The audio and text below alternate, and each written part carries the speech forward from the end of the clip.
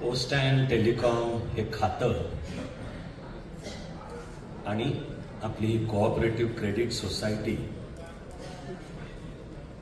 अशा एका घरातल्या सर्व माता पिता बंधू भगिनी आणि मित्रमैत्रिणी एक आपली खास भारतीय पद्धत आहे, भारतीय धारणा आहे की प्रशासन हेच एक कुटुंब आहे. मुळामध्ये आपली भारतीय धारणा आहे सगळं विश्व एक कुटुंब आहे आणि ते आपण नुकतंच जगाला सांगितलं G20 आपण देशात आयोजित केली तेव्हा. तसं प्रशासन सुद्धा एक कुटुंब असतं ही आपली भावना आहे. प्रशासनातला त्या वेळच्या पदावरचा जर वरिष्ठ अधिकारी असेल तर तो नुसता वरिष्ठ आणि बरोबरीच्या किंवा हाताखालच्यांच्यावर फक्त हुकमत गाजवणारा अशी आपली भारतीय नाही पद्धत. आपली पद्धत आहे की तो वरिष्ठ आपल्या कुटुंबाचा प्रमुख आहे आणि प्रत्येक कुटुंबाचा प्रमुख जसा एकाच वेळी आपल्या कुटुंबाची काळजी पण घेतो आणि कर्तव्याचा भाग म्हणून आवश्यक आहे तिथे शिस्त पण लावतो, तशी सर्वांची वर्तणूक ही आपली खास मॅनेजमेंट थिअरी आहे. आपली भारताची मॅनेजमेंट थिअरी आहे.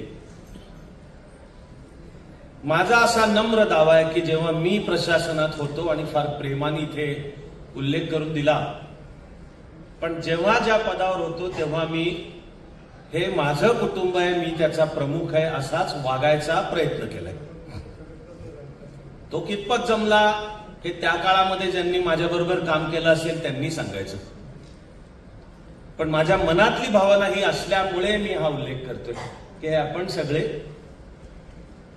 काही वेळा जेव्हा वेळ कमी असतो, जो आता आहे कमी, त्यावेळी तर मी विधान करतो की इकडच्या लहान व्यासपीठावरचे आम्ही सगळे आणि समोरच्या मोठ्या व्यासपीठावरचे तुम्ही सगळे, असं सर्व मिळून एक कुटुंब. आणि अशा या कुटुंबातले आपण सगळे माता पिता बंधू भगिनी मित्र मैत्रिणींनो, प्रथम अर्थातच सर्वांना नमस्ते, की जी आपली कमालीची सुंदर भारतीय पद्धत आहे आणि त्या एका नमस्ते शब्दामध्ये अर्थाचं फार मोठं ब्रह्मांड येतं. एक प्रकारची मी दिलगिरी व्यक्त करतो की ते सुद्धा थोडं सविस्तर बोलायला जरा आत्ता नाही वेळ. एवढं सांगतो की त्या एका नमस्ते शब्दात आहे माझ्यातलं ईश्वरी चैतन्य तुमच्यातल्या ईश्वरी चैतन्याला नमस्कार करीत आहे. आणि या वाक्यात सुद्धा येतं सर्वांमध्ये एकच एक ईश्वरी चैतन्य भरलेलं आहे. या नात्याने सगळे समान, म्हणून सगळे एका कुटुंबातले. फक्त जीवनातलं आपलं काम राहतं आपल्यातलं ईश्वरी चैतन्य काय मार्गाने काय पद्धतीने व्यक्त होतं हे समजावून घ्यायचं आणि ते आपल्या जीवनामध्ये प्रत्यक्षात आणायचं. इतकं सगळं मला कळतं की त्या एका नमस्ते शब्दात येतं. माझा त्यानंतरचा संवाद करतानाचा मंत्र असतो सर्वांना सर्व काळ सर्व शुभेच्छा. तो आपल्या मूळच्या सर्वेत्र सुखीनं संतु च मराठी रूप आहे की जीवनात जे करायचं ते पहिल्यांदा मनापासून प्रार्थना की मुळी सर्वांचं कल्याण होवं आणि मग आपल्या परीने होणाऱ्या कामाला लागायचं. काम काय करत असू तर मी माझ्या शब्दात ईश्वर कृपेने जेव्हा IAS झालो तेव्हा एक शासकीय अधिकारी म्हणून वेगवेगळ्या पदांवरचं काम करतोय. हे जे माझे सगळे प्रशासनातले मी सहकारी म्हणतो त्यांना, ते आपापल्या ठिकाणच्या आपापल्या पदावर जे काम करतायत तर ते काम हीच माझी सर्वांचं कल्याण होण्याकरताची माझी पद्धत आहे की हे माझं काम, हे मी नीट करणार. पण जीवनात जे करतो त्या मागची पहिली भूमिका सर्वांचं कल्याण हो. सर्व सर्व त्यात काही जात पात धर्म पंथ भाषा प्रदेश लिंग भेद काही नाही, सर्वांचं कल्याण हो. संस्कृतमध्ये सर्वेत्र सुखीनः सन्तु आहे. बुद्ध महावीरांनी शिकवलेलं भवतु सब्ब मंगलम म्हणजे अर्थ तोच आहे की सर्वांचं मंगल कल्याण हो. ज्ञानोबा तुकोबांनी मराठीत सांगितलेलं जो जे वांछील तो ते लावो प्राणी जात. आणि सुदैवाने माझे भारतभर भरपूर प्रवास होत राहतात.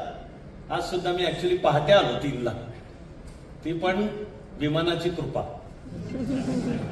कारण माझी शेवटची फ्लाईट दिल्ली पुणे होती.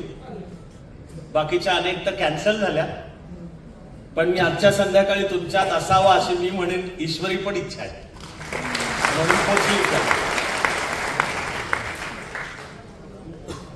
पण जे भारतभर प्रवास होतात म्हणून मला माहिती आहे की हीच प्रार्थना भारताच्या सर्व भाषांमध्ये, सर्व तमिळ, तेलुगू, कन्नड, मल्याळम, गुजराती, बंगाली, पंजाबी, काश्मीरी, पुश्तो बोलतात, पठाण, पण भाषा भारतीय आहे. सगळ्या भाषांमध्ये ही प्रार्थना आहे की सर्वांचं कल्याण हो. आणि बस जीवनात काही करायचं असेल, आत्ता ज्यांचं अभिनंदन झालं ती मुलं मुली, त्यांच्या अभिनंदनामुळे ज्यांना आनंद वाटेल असे सर्व पालक, आई वडील आणि आपण या घरातले आपण सगळे, की आपण आपलं जीवनातलं आपापलं काम करतो. त्या मागची प्रार्थना जर असेल सर्वांचं कल्याण हो. आणि मी कसं करणार आहे हे सर्वांचं कल्याण? हे माझं जे काम करतोय ते मी उत्तम करणार आहे. हे सर्वांचं कल्याण करण्याचा आपला मार्ग आहे.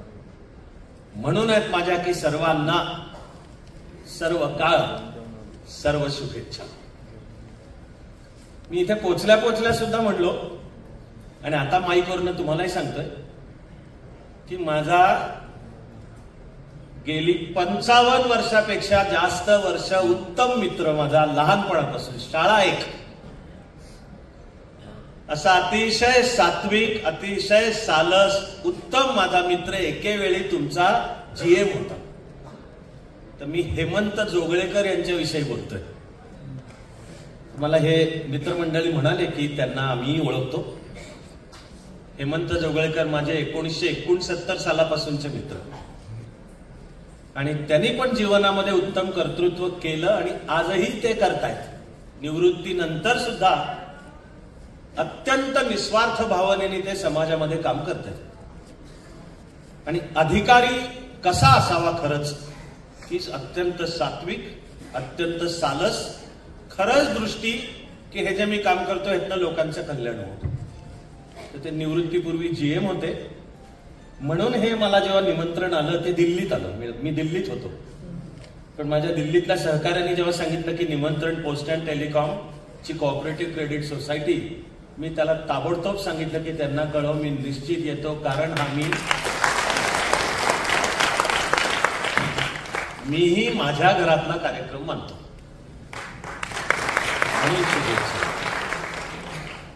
फक्त एवढं म्हटल्यावर मात्र मनापासून एका गोष्टीची दिलगिरी व्यक्त करतो. मी हो म्हणताना सुद्धा आधी विचारलं होतं आणि तशी परवानगी मागितली होती की पुढच्या अनेक कारणांच्यामुळे मला इथनं 8ला निघायला पाहिजे.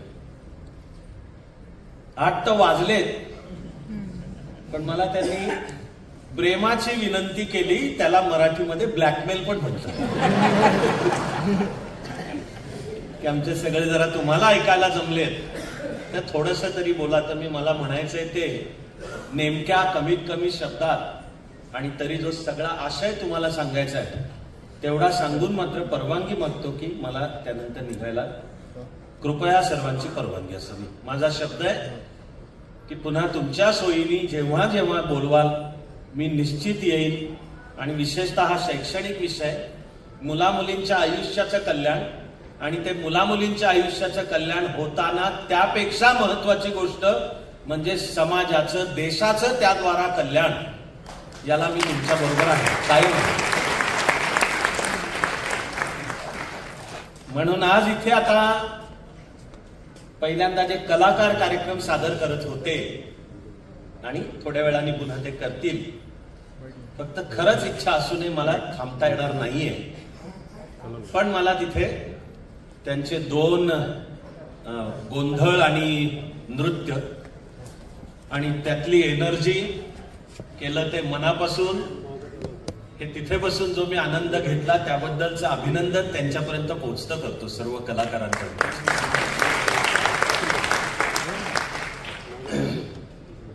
ज्या सर्व मुलामुलींचा इथे अभिनंदन झालं, 10वी 12वी पदवी पदव्युत्तर डॉक्टर्स होते अनेक जण, याही सगळ्यांचं मनापासून अभिनंदन करतो. त्यांना पुढच्या वाटचालीसाठी शुभेच्छा की ज्या मुळात कायम आहेत, पण माईकच्या मागे उभं राहायची मला संधी मिळाली म्हणून शब्दात सुद्धा तुम्हा सर्वांपर्यंत पोचत्या करतो की इथून पुढच्याही जीवनामध्ये त्यांना उत्तम यश लाभो. माझ्या मनामध्ये यशापेक्षा एक मोठी गोष्ट आहे ती आनंद आहे. आनंद, जीवन जगण्यातला आनंद. तर माझी त्यांना शुभेच्छा आहे की त्यांना करिअर आणि जीवनातलं यश तर लाभोच लाभो, पण त्यापेक्षा जीवन जगण्यातला आनंद सुद्धा त्यांना लाभो, ही शुभेच्छा त्या सगळ्यांना व्यक्त करतो. मी त्यांचं अभिनंदन असं 3 किंवा 4 पावलांमध्ये करणार. अशी पावलं आहेत असं सांगतोय मी की पहिलं पाऊल आहे अभिनंदन, जे माझं बोलून झालंय. पण अभिनंदनच्या नंतरचं दुसरं पाऊल आहे की मिळालेल्या यशाने त्यांचं कधीही समाधान न हो, ही शुभेच्छा. मिळालेल्या यशाने त्यांना कधीही समाधान न हो, पण मिळालेलं प्रत्येक यश त्यांना आता पुढच्या मोठ्या यशाकडे जाण्याचा आत्मविश्वास पण आणि एनर्जी की हे मिळालं, आता पुढचं आणखी, आता पुढचं आणखी, अशी यशाकडची त्यांची वाटचाल सतत हो, हे माझं अभिनंदनाचं पुढचं पाऊल. त्याच्या पुढचं आणखीन एक आहे, त्याला फार तर म्हणा की आता वयाचा मी गैरफायदा घेतोय, पण ते आत्ताच बोलतोय असं नाहीये. मला जेव्हा जेव्हा कळलं तेव्हापासून मी हेच म्हणत आलोय. तेव्हा अभिनंदनाचं माझं पुढचं पाऊल आहे की मिळालेलं यश डोक्यात न जाऊ, हेही बोलून ठेवतोय. मिळालेलं यश डोक्यात सुद्धा न जाऊ. फार दुर्दैवाची दुःखाची गोष्ट म्हणजे जेवढं जगलोय त्याच्यात मला असे काही पाहायला लागले की कुठल्या तरी आयुष्याच्या कोणत्या तरी क्षेत्रात कुठल्या तरी टप्प्याला त्यांना यश मिळालं बस, पण ते बघता बघता डोक्यात गेलं. माणसानीच सांभाळावं लागतं, कारण नाही सांभाळलं तर इगो, अहंकार नावाचा जो संतांनी सगळ्यांचा सर्वात मोठा शत्रू सांगून ठेवलाय, एवढा फुगतो. वाटणं चालू होतं माझ्या हात आभाळायला लागले. काही वेळा तर कळत पण नाही की हे जे मी वागतो बोलतो करतोय ह्याचं मूळ कुठून तरी ते अहंकारातून येत आहे. आपल्याला संतांनी आणि त्यातले भक्त श्रेष्ठ संत नामदेव त्यांनी शिकवलेली प्रार्थना आहे, अहंकाराचा वारा न लागो राजसा, ही प्रार्थना असते. तर ज्यांचं आज अभिनंदन झालं त्यांना माझी ही पण शुभेच्छा आहे की डोक्यामध्ये ते न जावो. ते जर डोक्यात गेलं तर मानवी जीवनाचा वाहता प्रवाह कुठेतरी थांबतो, साखळतो. थांबलेलं पाणी तुंबतं, आणि पाणी जर तुंबलं तर बघता बघता बाष्पीभवन ते निघून जातं, मागे फक्त कचरा गदळ शिल्लक राहतो. ज्या जीवनाचा प्रवाह वाहता आहे सतत, तो सतत नवीन शिकतोय, नवे प्रवाह आत्मसात करतोय, त्याची वाटचाल ज्ञानाच्या म्हणा, ज्यांना पटतोय तो शब्द ईश्वर माना, जो मी मानतो, अशा त्या ईश्वराकडे होत राहते वाटचाल. या सर्वांना ती शुभेच्छा आहे की मिळालेलं यश डोक्यात न जाऊ. आणि मला जर परवानगी दिली की सगळ्यात महत्वाची शुभेच्छा काय, ती आता पुढचं पाऊल आहे की माझी सगळ्यात महत्वाची शुभेच्छा ही आहे की जे कराल जीवनात त्या माध्यमातून तुमच्या हातून भारत मातेची सेवा घडो, ही शुभेच्छा. जगतो आपण सगळे, जगायचंच आहे ना. आणि माणूस म्हणून ते सन्मानाने जगायला की मला एक उत्पन्नाचं साधन पाहिजे, बरोबर आहे, सगळं घर पाहिजे, नीट आहार पाहिजे, शिक्षण पाहिजे, त्या ज्या माणसाच्या करायचं आहे हे सगळं. पण त्यांचं जीवन धन्य होणार आहे की जे हे करताना भान ठेवणार आहेत माझ्या हातून घडणारी भारत मातेची सेवा. आणि जोपर्यंत ती वृत्ती, ते कॅरेक्टर, ते शील स्वच्छ आहे तोपर्यंत केवळ कोणातरी विशिष्ट पदावर असलो तरच भारत मातेची सेवा होते असं अजिबात नाही. आहे त्या ठिकाणी, आहे त्या पदावर, तेही आपल्याला संतांनीच शिकवलंय की ही कशी करायचीच उत्तर आहे ठाईचं बैसोनी करा एकचित्त. की तू जो आहेस, जिथे आहेस, जे काम करतोयस, बस ते काम, मनातली ही भावना सर्वेत्र सुखीनं संतू ठेवून कर, तर तुझ्या हातून जे घडणार आहे ती भारत मातेची सेवाच आहे. पण अशा या भारत मातेच्या सेवेला आम्ही माझ्या परीने शिक्षणातलं जे काम करतोय त्याला मी 2 त्रिसूत्रींचं नाव दिले. त्रिसूत्री असे मी त्याला शब्द वापरले की पहिली जीवन घडवण्याची विचाराची त्रिसूत्री असं मी त्याला नाव दिले. आणि ती विचाराची त्रिसूत्री काय आहे? पहिलं आणि सगळ्यात महत्वाचं सूत्र आहे, अरे तू स्वतःला ओळख. अगं तू स्वतःला ओळख. Knowledge of the self. की काय करायचं जीवनामध्ये? 10वी नंतर कोणत्या साईडला जाऊ? 12वीला PCB घेऊ का PCM घेऊ? आणि त्यानंतर अनुक्रमे सेट देऊ का नीट देऊ? का कॉमर्सला जाऊ तर कॉमर्सला गेल्यावर CA करू का मॅनेजमेंट करू? का आर्ट्सला जाऊ आणि आर्ट्सला गेले तर काय घेऊ? History, political science, sociology, economics इत्यादी? का मराठी, हिंदी, उर्दू, कन्नड इत्यादी लिटरेचर? हे सगळे आयुष्याचे निर्णय तू आणि म्हणून तुझे पालक आत डोकावून पाहून घे. अरे तू स्वतःला ओळख. अगं तू स्वतःला ओळख आणि तुझ्या जीवनाची इमारत तुला काय येतं यावर उभी कर. तुझ्या जीवनाची इमारत तुला काय येत नाही यावर उभी करण्याच्या फंदातच पडू नकोस. तुझ्या जीवनाची इमारत तुला काय येत नाही पण ते दुसऱ्याला येतं. आणि कळत किंवा नकळत कुठेतरी समाज, सरकार, धोरणं, लोक म्हणतात नाही नाही ते आलं तरच तू हुशार आहेस. चुकीची समजूत आहे सगळी. आज तर विज्ञानाने सिद्ध केलेलं सूत्र आहे की ज्याचा मेंदू शाबूत आहे असा प्रत्येक जण बुद्धिमान आहेच. बुद्धीचा मगता कोणाही विशिष्ट जात, पात, धर्म, पंथ, भाषा, प्रदेश, लिंग यांना दिलेला नाहीये. मी माणूस म्हणून जन्माला आलो, ती पण आपली भारतीय भूमिका आहे की भाग्य आहे माणसाचा जन्म मिळालाय. भाग्य आहे. त्यात वाट्याला येणाऱ्या सगळ्या सुखदुःखांसकट तरी भाग्य आहे. आणि आपली कल्पना आहे की हे जे मिळालेलं शरीर, देह आहे तेच मंदिर आहे.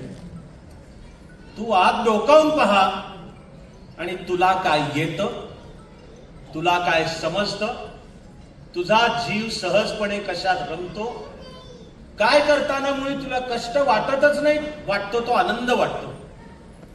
काय असं करतोय शाळा कॉलेजमध्ये, घरी दारी की जे तुला दुसऱ्या कोणी सांगावं नाही लागत, गुरावर नाही बसावं लागत की हे कर तर तुला अमुक देतो, नाही केलंस तर तुला तमुक शिक्षा देतो. असं काय आहे की तू जे करतोस ते तुझ्या मनापासून करतेस. ते करताना तुला दमल्यासारखंही वाटतच नाही. ते तुझं क्षेत्र आहे. आणि जशी सर्व माणसं बुद्धिमान आहेत तशी सर्व क्षेत्र सुद्धा समान आहेत. सर्व करिअर समान आहेत. समाज नकळत कुठेतरी करिअरची उतरंड रचतो. हायरार्की कळत किंवा नकळत कुठेतरी त्याच्या टॉपला की डॉक्टर किंवा इंजिनियर झाला तो मुलगा मुलगी तरच जणू तो हुशार आहे, बुद्धिमान आहे. आणि नाही झाला तर मग ठीक आहे, मग BSc कर. पण 10वी नंतर सायन्सला प्रवेश मिळण्याकडे मार्क नसले तर आता कॉमर्स कर. आणि कॉमर्स केलंस तर शक्यतो 12वीला CA ची एंट्रन्स दे, क्लिअर झाला आर्टिकलशिप सुरू कर. नाही तर मग B.Com कर आणि पुन्हा मग. आणि ज्याला दुसरीकडे कुठे प्रवेश मिळत नाही त्याने आता काय करायचं तर आर्ट्सला जा. सगळ्या चुकीच्या समजुती आहेत. सगळ्या चुकीच्या समजुती आहेत. ज्यांचा मेंदू शाबूत आहे अशी सर्व माणसं जशी बुद्धिमान आहेत तशी सर्व करिअर्स पण समान आहेत. मी पुन्हा वेळेअभावी तुम्हाला एकाच आमच्या क्षेत्राचंच उदाहरण सांगतो तुम्हाला मी की ज्याच्यात माझ्या परीने समजा मी छोटंसं काम करतोय. बोल सिव्हिल सर्व्हिसेस बद्दल एक समजूत आहे सगळ्यांची की बस IAS म्हणजेच काय ते टॉपची सर्व्हिस. ठीक आहे, मी IAS आहे, ठीक आहे, मला आनंद आहे त्याचा.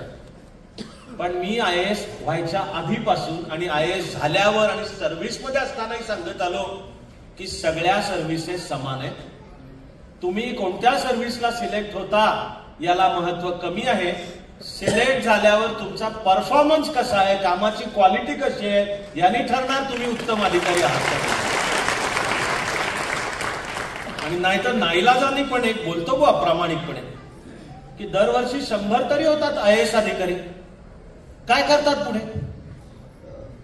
नाईलाज आता थोडी जी माझ्याकडची तथाकथित सिनियरिटी, मी गैरफायदा घ्यायचं ठरवलं त्याचं तर जराशे वाटायला बोचरे, कारण मी कोणाबद्दल वैयक्तिक नाही बोलतोय. पण सरासरी दर वर्षाला जर 100 IAS अधिकारी होत असले ते पुढे करिअरमध्ये काय करतात? कौन सा बहुत बडा तीर मार लिया. आणि या उलट मीही तुम्हाला आणि जे काही माझं शैक्षणिक काम करतोय त्यात सर्व मुला मुलींना सांगतो की ठीक आहे ना, तुमचे चॉईसेस आणि तुम्हाला कोणाला पहिला चॉईस IAS असतो, कोणाचा इंडियन फॉरेन सर्व्हिस असतो, कोणाचा इंडियन पोलीस सर्व्हिस असतो. अलीकडे मी थोडंसं पाहायला लागलोय की काही जणांचा इंडियन रेव्हेन्यू सर्व्हिस पहिला चॉईस असतो. तर तसे हे पहिले 3 सोडून जे IRS इंडियन रेव्हेन्यू सर्व्हिसला पहिला चॉईस देतील, they are guilty till prove innocent. त्याच्यात मी आत्ताचा वेळ नाही घालवत.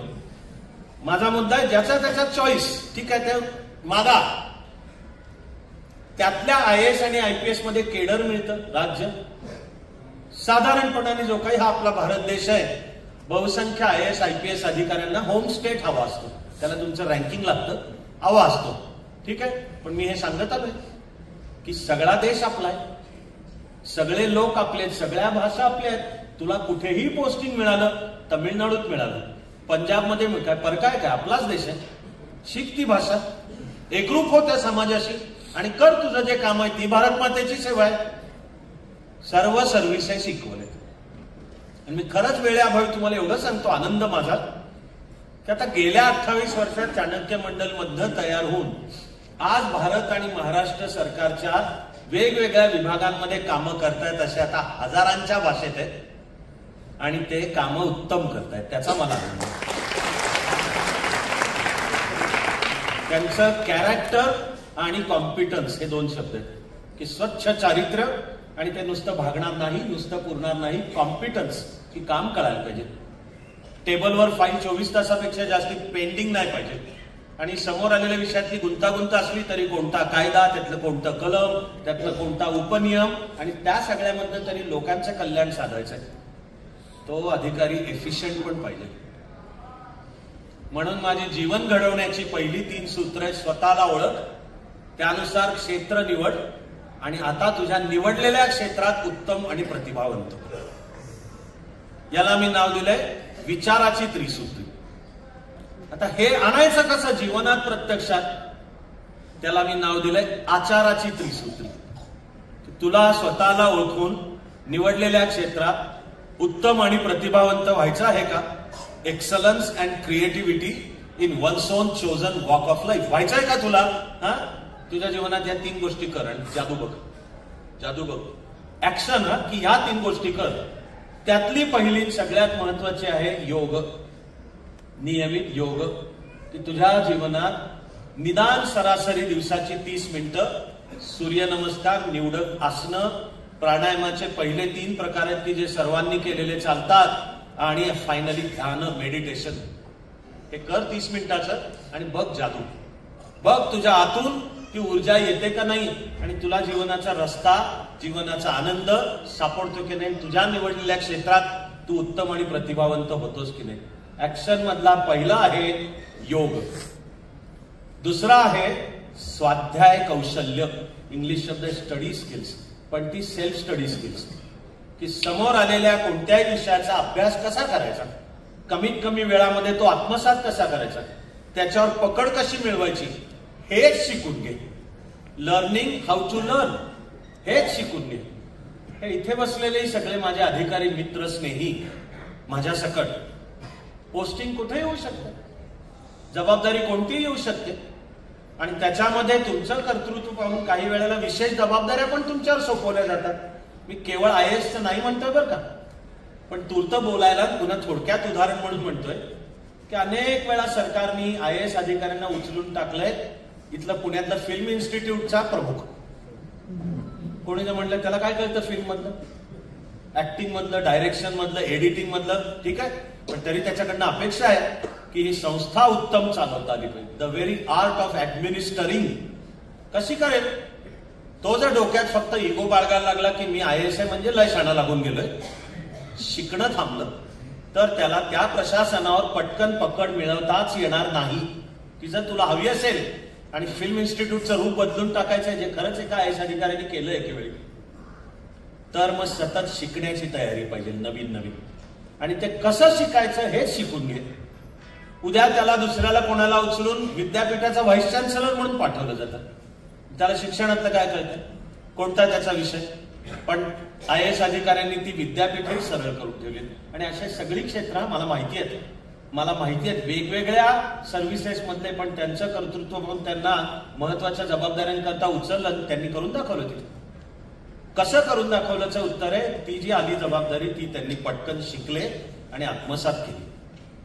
त्याच्या कौशल्याला नाव आहे स्वाध्याय कौशल्य. विशेषतः पूर्वी कधीही नव्हतं इतकं आता स्वाध्याय कौशल्याचं महत्व वाढलेलं आहे.